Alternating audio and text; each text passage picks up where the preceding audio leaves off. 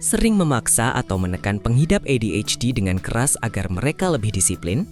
Secara ilmiah, kebiasaan sepele yang mungkin dianggap sebagai bentuk ketegasan ini justru sedang mematikan sisa sistem kerja otaknya secara perlahan.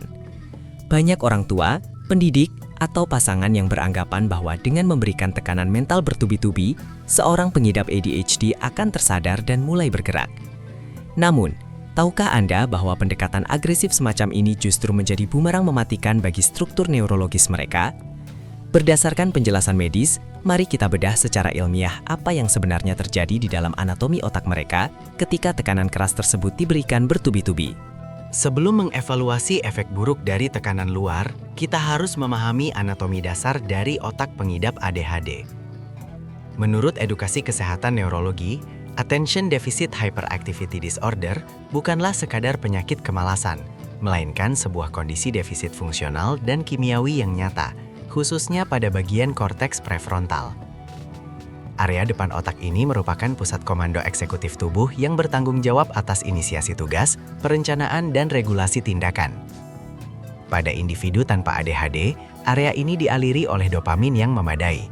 Namun, pada pengidap ADHD, pusat komando ini bagaikan mesin kompleks yang kekurangan cairan pelumas, sehingga sangat sulit untuk dinyalakan, betapapun kerasnya Anda memaksanya. Ketika seseorang mencoba memaksa mesin tersebut untuk bekerja dengan cara membentak, mengomel, atau memberikan ancaman mental, niat awalnya mungkin murni untuk menciptakan kedisiplinan.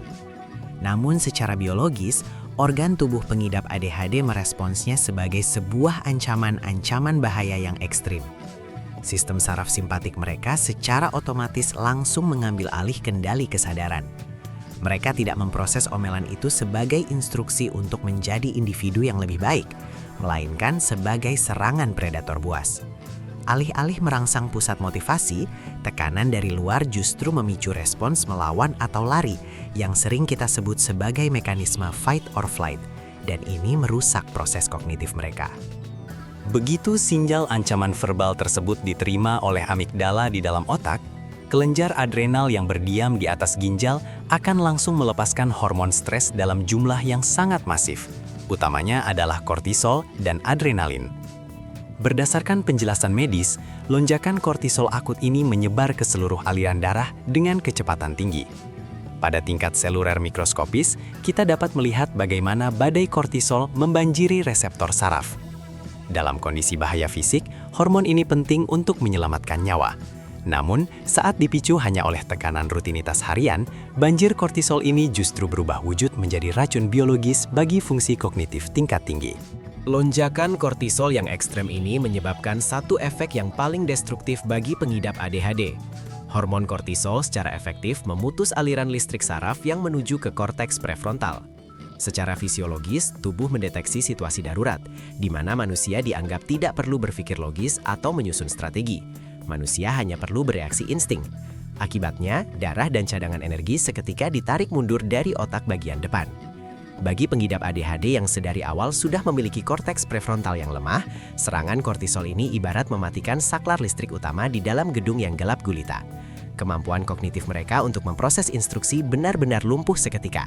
Kondisi mati lampu neurologis inilah yang dalam istilah klinis divalidasi sebagai ADHD paralisis atau kelumpuhan ADHD. Secara pengamatan luar, pengidap ADHD mungkin terlihat hanya diam mematung, menatap kosong ke dinding, atau mengurung diri tanpa melakukan pergerakan apapun. Orang di sekitarnya seringkali menghakiminya sebagai puncak dari sikap apatis dan kemalasan absolut. Padahal, menurut edukasi kesehatan mental yang sesungguhnya, anatomi otak mereka sedang mengalami kemacetan sirkuit total. Mereka amat sangat ingin bergerak dan menuntaskan tugas, tetapi secara literal otak mereka kehilangan kemampuan mentransmisikan sinyal motorik. Semakin Anda menekan mereka, kelumpuhan biologis ini justru semakin bertambah parah. Dinamika ini pada akhirnya menciptakan sebuah lingkaran setan yang menghancurkan kualitas hidup sang pengidap. Saat mereka mengalami kelumpuhan akibat tingginya tekanan, sudah pasti tugas-tugas mereka berujung pada kegagalan atau penundaan. Kegagalan ini seketika memancing otoritas di luar sana untuk melontarkan omelan dan ancaman yang berkali lipat lebih tajam. Omelan baru tersebut kembali memicu produksi kortisol yang jauh lebih tinggi. lalu kelumpuhan otak pun menukik semakin dalam. Secara medis, membiarkan siklus ini terus berjalan sama destruktifnya dengan memaksa jaringan otot yang sedang robek parah untuk mengangkat beban berat secara terus-menerus tanpa jeda. Mari kita analisis lebih dalam pada mekanisme disfungsi eksekutif ini. Coba bayangkan jaringan saraf pusat di dalam otak sebagai rangkaian roda gigi presisi yang diwajibkan berputar selaras. Dalam anatomi normal, hormon dopamin berfungsi untuk menyatukan komponen mekanis ini agar dapat menyelesaikan perintah. Namun, saat badai kortisol datang bagaikan pasir tajam yang dilemparkan ke dalam mesin tersebut, seluruh roda gigi akan macet berderit. Memaksakan instruksi keras dari luar tidak akan pernah mampu membersihkan tumpukan pasir tersebut. Sebaliknya, itu hanya menambah lebih banyak pasir perusak. Ini adalah penjelasan medis mengapa perintah sederhana menjadi kemustahilan bagi mereka. Interaksi kimiawi antara dopamin dan kortisol merupakan landasan krusial yang wajib dipahami. Genetik pengidap ADHD mengatur agar mereka memiliki suplai dopamin dan sensitivitas reseptor yang jauh di bawah standar normal. Dopamin adalah fondasi biologis untuk memunculkan rasa motivasi dan urgensi. Ketika kortisol mengambil alih sirkuit otak akibat tekanan, sisa-sisa reseptor dopamin yang sudah kritis ini akan tertutup sepenuhnya. Akibatnya, sensasi kepuasan dan antisipasi terhadap pencapaian akan menguap begitu saja. Berdasarkan prinsip biologi, Anda tidak akan pernah bisa memarahi seseorang agar kadar dopaminnya meningkat. Mengandalkan ketakutan demi menciptakan kedisiplinan adalah sebuah kecacatan farmakologis. Dampak dari tingginya kortisol tidak berhenti hanya pada kelumpuhan otak, tetapi juga menggerogoti kesehatan organ vital secara sistemik. Pengidap ADHD yang hari demi hari menjalani hidup di bawah dominasi omelan, perlahan akan memanifestasikan gejala fisik klinis. Mereka rentan mengalami palpitasi jantung, ritme napas yang tidak beraturan, telapak tangan berkeringat dingin, hingga ketegangan otot skeletal yang sangat kronis. Berdasarkan kajian kesehatan, menetap di dalam mode bertahan hidup akan menguras seluruh cadangan glukosa dan energi metabolik. Inilah alasan empiris mengapa mereka kerap dilanda kelelahan ekstrim yang melemahkan sendi, meskipun belum melakukan aktivitas fisik yang berat. Apabila kebiasaan menekan dan memarahi ini tetap dipertahankan selama kurun waktu menahun, konsekuensinya akan meningkat dari sekadar gangguan fungsi menjadi kerusakan struktural otak permanen.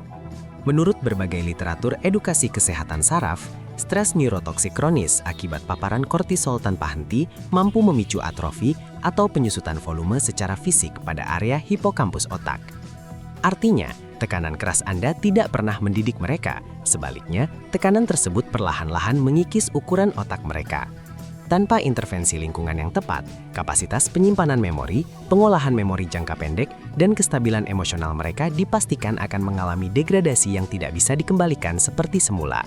Melihat betapa destruktifnya metode tekanan, bagaimanakah prosedur medis yang paling optimal untuk mengurai kelumpuhan tersebut? Langkah utama yang wajib dieksekusi adalah menghentikan produksi kortisol itu sendiri. Hal ini hanya bisa dicapai melalui penciptaan lingkungan fisik yang menjamin keamanan tanpa penghakiman. Saat pengidap ADHD menerima validasi dan ketenangan murni, sistem saraf parasimpatik mereka otomatis bangkit kembali. Sistem krusial inilah yang bekerja memadamkan detak jantung berlebih, menyapu bersih sisa racun hormon stres, dan menyambungkan kembali aliran oksigen ke korteks prefrontal. Perbaikan disfungsi eksekutif mutlak membutuhkan fondasi keamanan fisiologis yang solid. Salah satu protokol terapi yang sangat disarankan dalam edukasi kesehatan ADHD modern adalah penerapan metode body doubling atau pendampingan aktivitas secara pasif. Ketimbang berdiri memberikan tatapan mengintimidasi dan meneriakkan perintah, seorang pendamping cukup duduk berdekatan dan fokus menuntaskan pekerjaannya sendiri dalam hening. Kehadiran entitas manusia yang tenang terbukti mampu menstimulasi cermin neuron di dalam otak pengidap ADHD yang berfungsi merapikan gelombang otak mereka. Harmonisasi ini memancing sintesis sejumlah kecil dopamin yang ternyata sudah sangat cukup untuk mencairkan kelumpuhan biologis tersebut tanpa harus ada satu patah kata paksaan pun yang terucap. Selain manipulasi lingkungan di luar tubuh, modifikasi dari dalam tubuh sama krusialnya untuk memperbaiki keseimbangan neurotransmitter. Membantu pengidap ADHD menanamkan rutinitas kecil yang mengundang masuknya dopamin alami, terbukti berkali-kali lipat lebih efektif ketimbang omelan verbal. berdasarkan panduan edukasi medis, memastikan asupan asam amino tirosin melalui sumber protein tinggi seperti ikan laut, sayuran, serta rutin berolahraga kardio ringan akan menyuplai bahan baku utama pembentuk hormon dopamin. Pemenuhan kebutuhan gizi harian yang diterapkan dengan santai ini, lambat laun akan merestorasi rasio dopamin terhadap kortisol, menjadikan koneksi antar sel saraf mereka hidup kembali. Sebagai kesimpulan medis yang tegas, struktur otak individu dengan ADHD bukanlah jaringan yang cacat parah.